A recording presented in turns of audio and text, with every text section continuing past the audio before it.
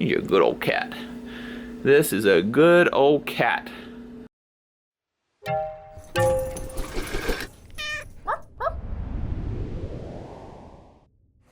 Welcome to Vet Ranch. I'm Dr. Matt. Hi, Dr. Jackie. Hi. This guy looks pretty normal. He is a cat that was just found. His name is French Fries because the people who found him lured him into a cage with French Fries. I actually love animals that are named after food. I think it's pretty cool. So this is French Fries, and he's already neutered. He's very friendly, as you can see. All right, let's show him what's going on. Come here, French Fries. So we're gonna blur this on the video you're watching, but if you want to see what it looks like, we'll have a link in the description to the non-censored version. His skin on his chin is pulled back. It's degloved is what they call it. I'll show you a better view once he's anesthetized.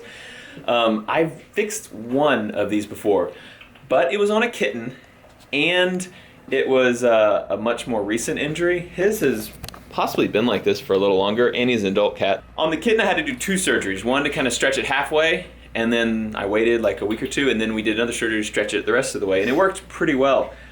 He might need more than that. It may not even be possible, but we're gonna do what we can to try to pull as much skin as we can further up. We gave him a little tranquilizer, so he's starting to get a little slower, but this drool happens even when he's not tranquilized. You can see it just hanging because he doesn't have normal cat lips to close his mouth, so he just drools. I don't know if we'll ever get it to close enough that he won't drool, but if we can get all that bare mucous membrane tissue covered up, that would be really good. Magic. Bueno. These canines are gonna have to come out. Both of them?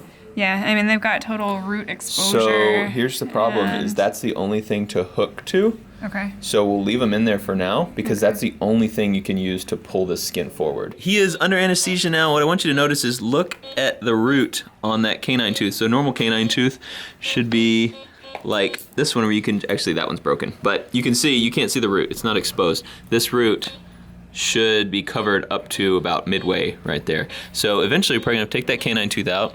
You can see the root on his incisor there as well, and you can see the root on that canine tooth as well.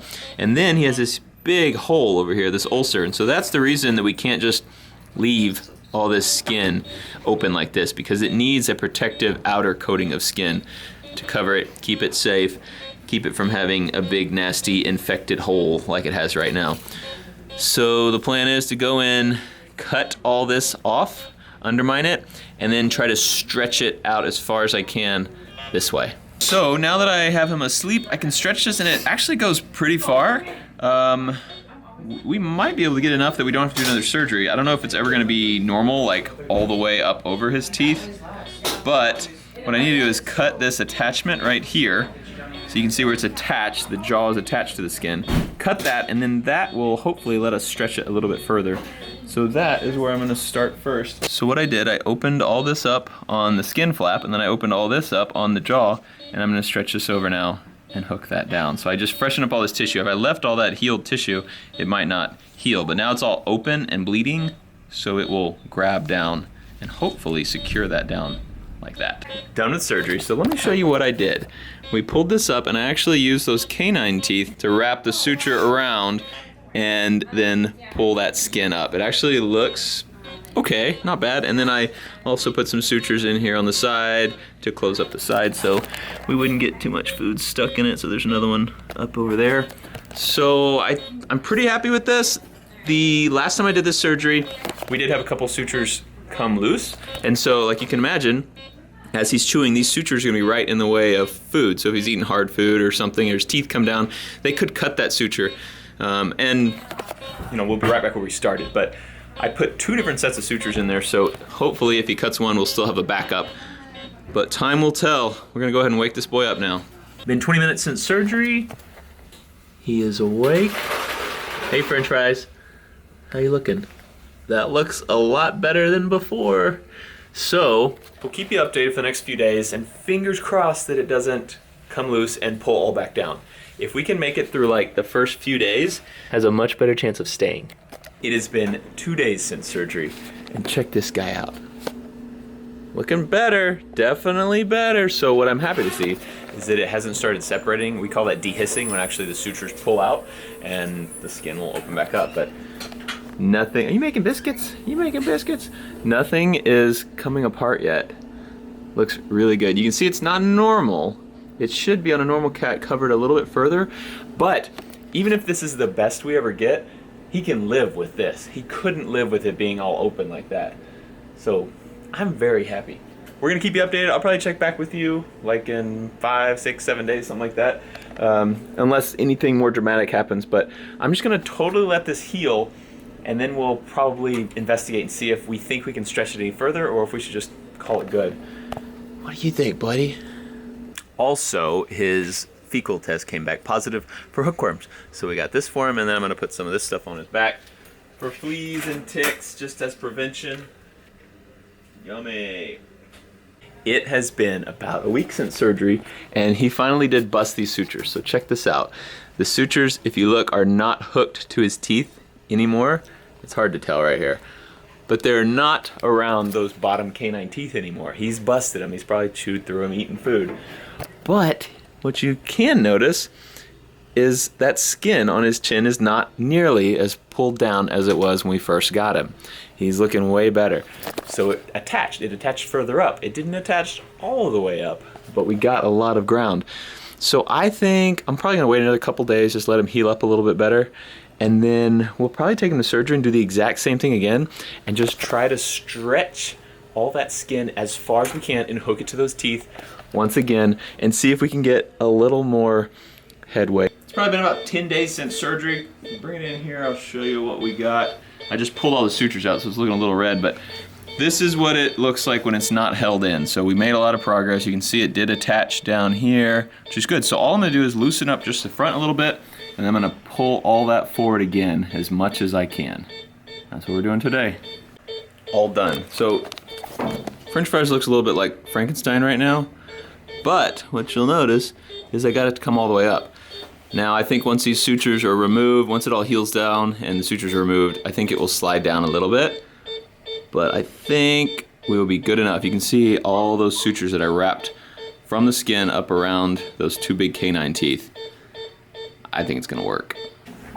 Hey bud, how's it going? Hey dude. All's well after surgery. We'll update you in a few days. It's been like a couple weeks, and unfortunately his sutures came out very quickly. He just broke them or clawed them or something, so we really didn't gain any ground on the second surgery, but we're just gonna go ahead and leave it just like that. I think it's fine. You can see that it is attached, and you can see he doesn't have any ulcers like he had before. The mucous membranes all look really good, all healed up well. So now we're gonna go ahead and just pull these canine teeth because the gums should come all the way up to there, but they have receded all the way down here. All this root is exposed on both sides of his lower canines. So we are just gonna go ahead and pull them. And that one is broken, that top one. The other one is broken totally off at the gum line, and then his little incisors up there are screwed up too. We're gonna pull all these front teeth, all 4 of his canines and all of his incisors.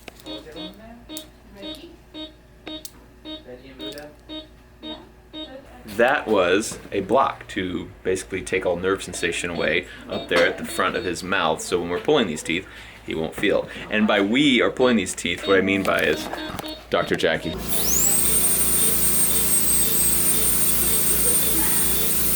This stuff she's pouring in is consul. It's like bone graft kind of stuff, so it'll help the hole she made fill in with bone, so it doesn't leave a big giant hole in his mandible. Then she will actually go and pull tissue over that and close that hole so that stuff stays in the hole. Tight. And as one last ditch effort to get this lip up as far as we can, she's gonna try to incorporate the lip into the covering of that hole, just to stretch it a little bit further.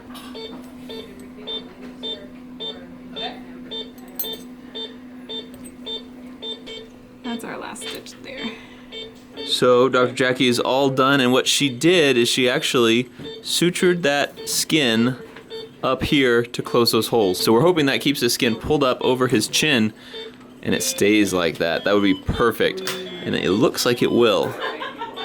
So here's to hoping. So we're gonna go ahead and wake him up now. He's all done. It is the day after surgery, and it's looking like those sutures slipped again. It looks like it slipped back down on his chin, which is okay. That was wishful thinking that it would stay up there. It didn't, but he's seeming to do well. Seems pretty pain-free, and all's good with old French fries today. It has been 11 days since we did surgery on old French fries. We pulled those teeth out, and we just wanted to kind of watch him, make sure that everything's looking good. So, unfortunately, like you know, it did kind of come back down a little bit. He's been doing fine, so I think this is about as good as we're gonna get it, because every time we pull it up there, he starts messing with it, and I think he breaks those sutures himself. So he's his own worst enemy right now, but he's gonna be fine. He's been doing fine, eating regular food, totally normal, totally happy. I don't think this will ever be a problem for him. French Fries has a home, and he'll be leaving here in a day or two. So he has got all his vaccinations. He's dewormed. We fixed his bad teeth. We fixed the bottom of his chin as much as possible. So I think he's all good to go now. You like him? Yeah. You want him? Yeah. All right, go ask Mom. Mom's gonna say no. And you know our motto here is we're gonna fix them all. So our next patient is Annie Carricker. Ow, oh gosh. Let's see that eye. Hey, can I see your eye, please? Hold on, back up. Wow, what happened? Did a cat attack you? No. So yeah, she'll be a future episode for sure. We're gonna get her all healed up. So thank you for supporting Abandoned Pet Project, because they support us so that we can support dogs and cats just like old French Fries. Thanks for watching Vet Ranch with